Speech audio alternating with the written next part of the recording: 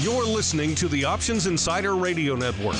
For more quality options programs, visit www.theoptionsinsider.com or search for Options Insider Radio Network in your podcast provider of choice. Listeners can also access all of our programming through our mobile app, available in iTunes and on Google Play.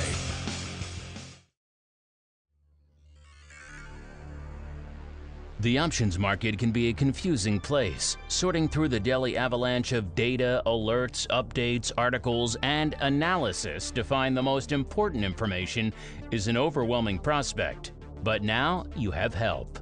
Welcome to the Options News Rundown, the only program that breaks through the noise to bring you the most important news and information from the world of options. Every day, we bring you the top 5 option stories curated by the options experts at theoptionsinsider.com, the premier source for options information. The Options News Rundown is brought to you by Market Taker Mentoring, the leader in options trading education. Get trader education, daily trade ideas, and more with a free 1-week trial of Market Taker Mentoring's Live Advantage Group coaching class by visiting markettaker.com/insider. And now it's time to break through the noise. It's time for your Options News Rundown.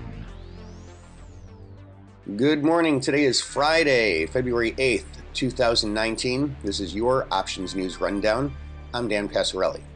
Our first story today is from investing.com. It's the top 5 things to know in the market on Thursday. The first thing to know is trade talks teeter. U.S. President Donald Trump does not plan to meet with Chinese President Xi Jinping before the March 1st deadline to sign a trade deal, prompting a sell-off in Asian stocks overnight while Wall Street shares slumped. The lack of a meeting between the two leaders dampens hopes of a trade deal and increases the chance of increased tariffs between the two biggest economies in the world.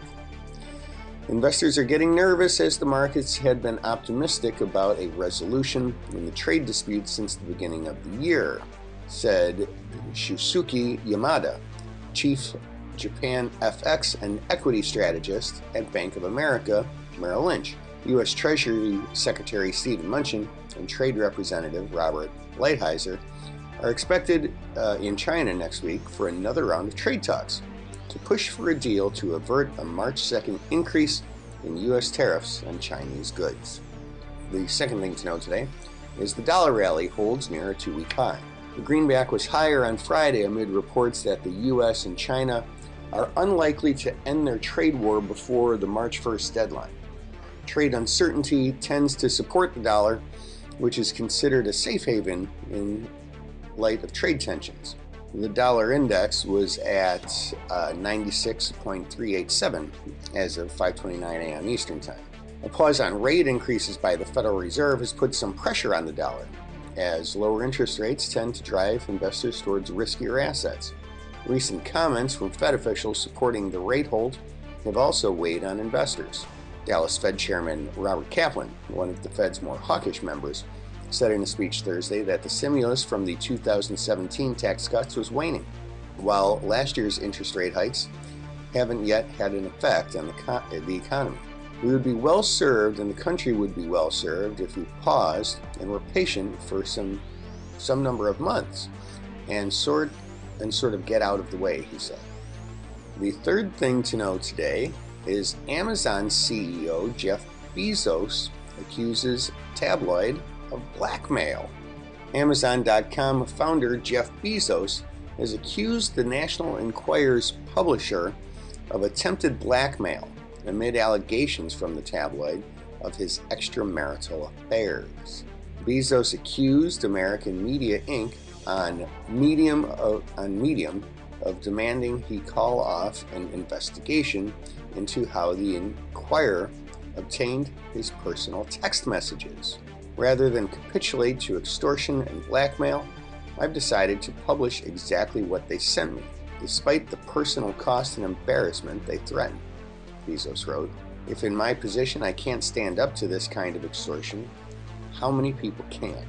Bezos, who also owns the Washington Post, is currently in the midst of a divorce from wife Mackenzie Bezos, with some speculating she could be entitled to half his 16% shares of Amazon.com, as the two did not have a prenuptial agreement. Shares of Amazon.com were down 0.76% in pre-market trade. The fourth thing to note today is crude prices fall as OPEC faces U.S. legislation threats. Crude oil fell to a 1.5 low. Somebody needs to hire a copy editor, and it's not me. A 1.5 something low, session low, year low, decade low, hour low. Amid news that Congress is pushing forward on legislation that would make it possible for the U.S. government to prosecute OPEC countries for fixing oil prices. Well, that's interesting.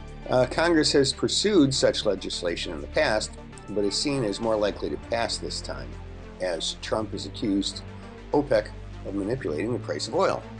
The No Oil Producing and Exporting Cartels Act 2019, or NOPEC bill, was approved by the Judiciary Committee on Thursday.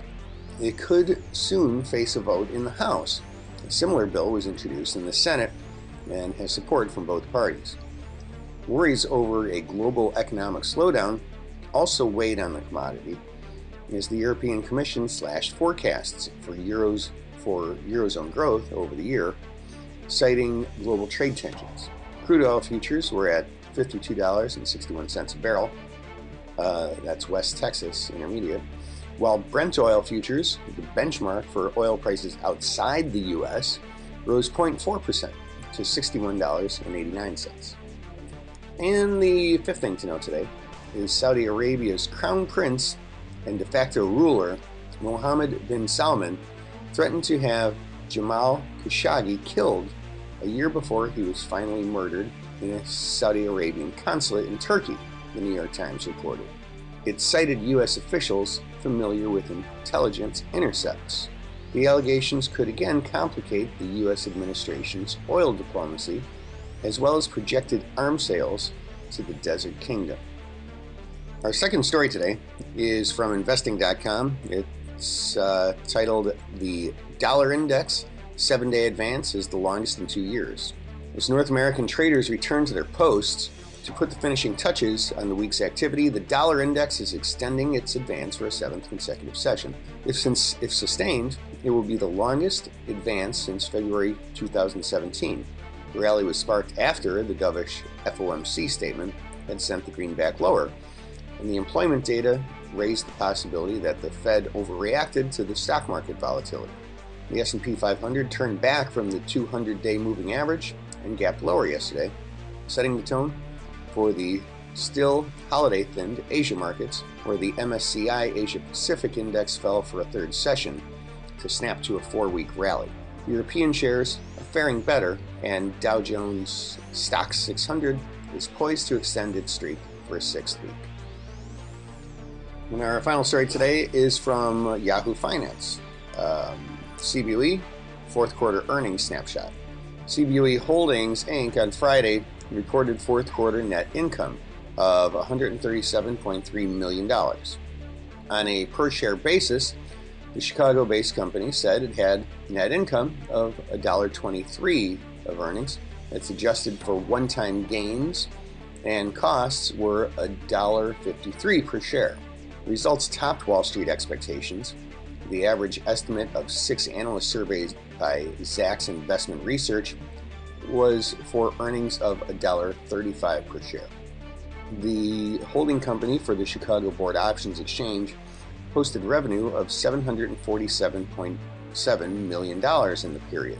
Its adjusted revenue was $334.4 million, also exceeding the Street's forecasts. 4 analysts surveyed by Zacks expected $311.8 million. For the year, the company reported a profit of $422.1 million, or $3.76 per share. Revenue was reported at $1.22 billion. CBOE shares have fallen nearly 3% since the beginning of the year. The stock has fallen 17% in the past 12 months. And that, ladies and gentlemen, is news you could use for today, Friday, February 8th, 2019, your Options News Rundown. I'm Dan Passarelli. Trade smart, and have a great weekend. The Options News Rundown is brought to you by Market Taker Mentoring, the leader in options trading education. Get trader education, daily trade ideas, and more with a free 1-week trial of Market Taker Mentoring's Live Advantage Group coaching class by visiting markettaker.com/insider.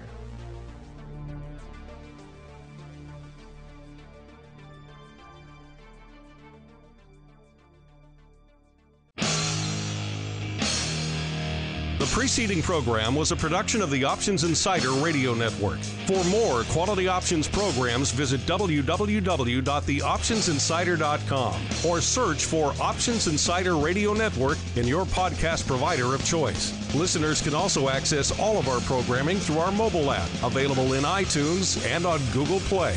Don't forget to follow along with your favorite programs and submit your own questions for the hosts at twitter.com/options, facebook.com/theoptionsinsider, or via questions at theoptionsinsider.com.